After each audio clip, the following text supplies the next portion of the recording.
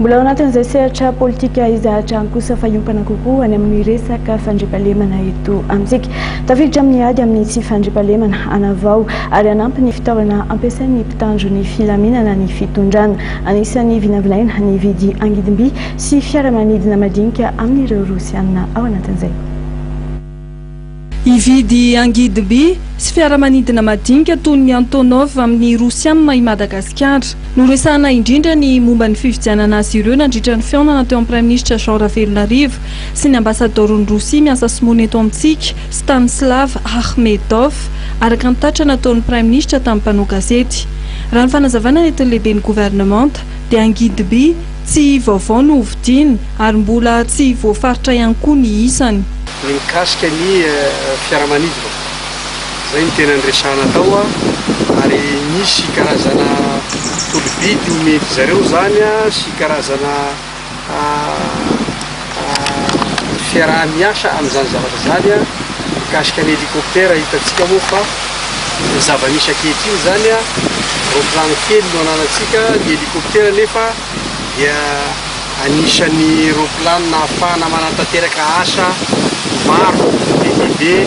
manerana nosy ary afaka mipetraka amin'ny toerana tsy voafetra zany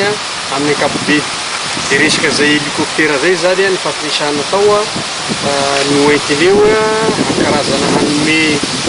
biby ry zareo zany raha ny fanjakana malagasy sy ny fanjakana Rosianina zay zavatra zay dia nararaotiko ihany koa moa izy hoe raha mba misy koa ny fiaramanidina raha mbola misy ny azo atao mikasika ny Antonov raha mbola misy zany zavatra zany dia mba omeo tolobidy koa izahay ahafahanay mba mijery ny fomba fiaraha-miasa ao anatin'izany ary noresahana tamin'izany fa rehefa ohatra hoe misy ny fifanarahana amin'izany fiaramanidina izany dia na ny hélicoptère dia tsy maintsy misy ny service après vente zany hoe ny kojakoja madinidinika mikasika an'ireo fiaramanidina ireo sy ny fanofanana koa an'ireo mpitondra fiaramanidina na ny hélicoptère any amin'izy zareo zay ho ampidirina ny vidy vaovao aloha tsy ao anatin'ny programme fa hoy izy aho hoe asaim-pitonga ny teknisianina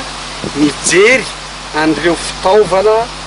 zay efa tsy mandeha sy zay mbola mandeha eo am-pelatananay.